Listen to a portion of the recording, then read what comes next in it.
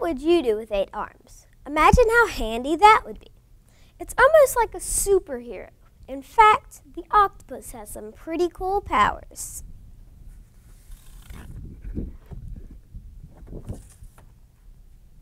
Hello, my name is Alex Arrowood.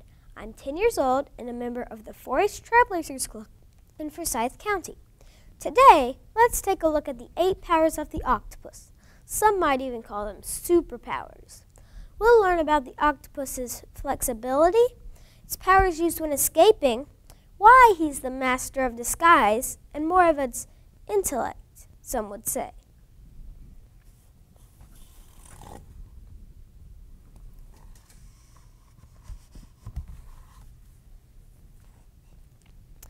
Most of us already know that no matter their size, each octopus has a bag-shaped body with 8 arms.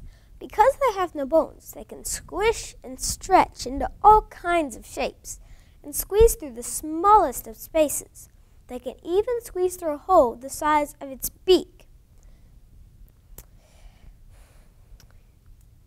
Next, we'll learn its hunting powers, its net trap, and the power of disguise. I bet you didn't know that the octopus has an expandable netting between each arm. It can come over its prey, expand the netting, and capture it. Once captured, it'll inject a venom to paralyze and tenderize it. Faster than a chameleon, octopuses can change colors and even textures to disguise themselves. How do they do this, you ask? Chromatophores are the key to this superpower. The skin is covered with a bunch of tiny cells called chromatophores. Each chromatophore is like a paint-filled balloon. When the octopus wants to, when he relaxes his muscles, the sac stays small. When he contracts his muscles, the sac expands, creating her camouflage effect. To add to her camouflage effect, she can even push up flaps to make her look bumpy like her surroundings.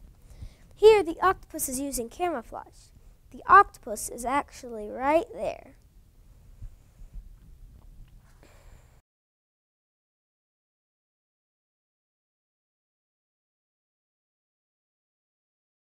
Other kinds of octopuses have other ways to camouflage themselves, such as mimicry. For instance, the octopus of Indonesia, which was just discovered a few years ago, can look like a ray or a sea snake, or a feather star, like in this photo. He can also take on the appearance of an eel, jellyfish, hermit crab, or sea cucumber. Here, this is the real sea snake. This is the octopus mimicking the sea snake. Now, I think that's a master of disguise.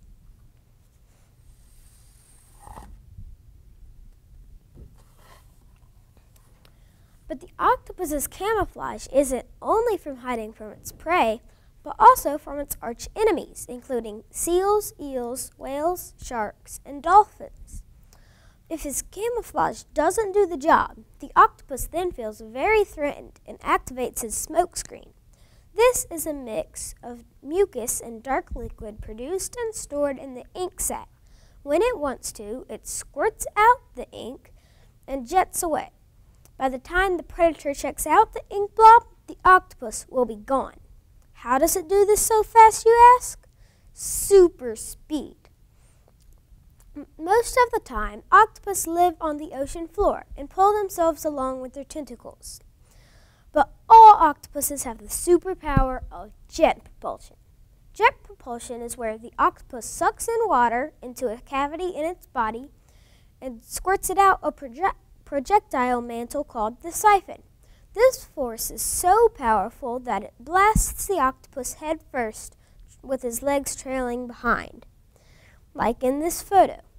The fastest recorded octopus is 27 miles per hour. It seems superheroish to me when the fastest swimming man was clocked at about 5 miles an hour. But what if it doesn't fully escape and is caught by a tentacle?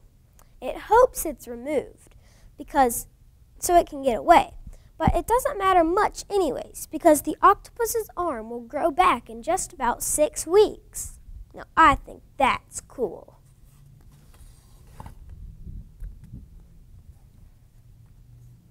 Our final two powers are recent discoveries, more of intellect and emotion. You may be familiar with the song, The Power of Love, but this is a strange power for an invertebrate.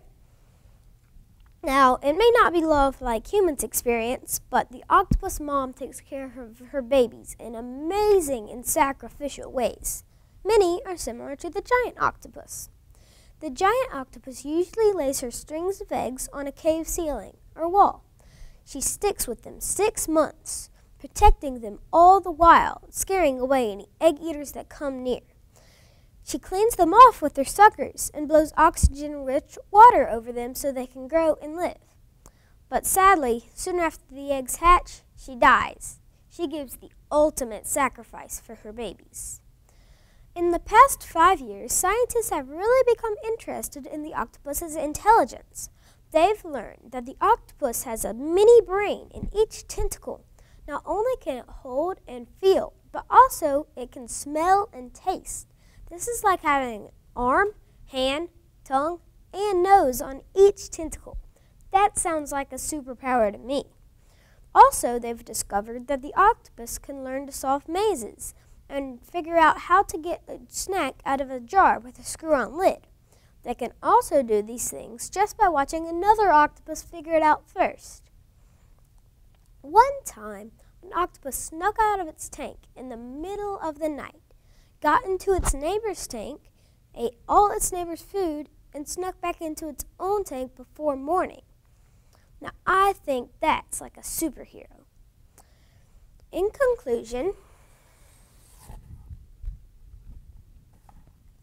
I hope you've enjoyed learning about the octopus and what I think are some pretty cool powers.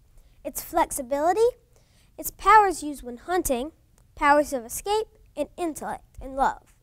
My information came from octopus.com and many other octopus articles and books, including Octopus, Phantom of the Sea by Mary M. Crullo, Octopuses by Sandra Markle, Monsters of the Deep by Heather Angel, and Ranger Rick and National Geographic magazines.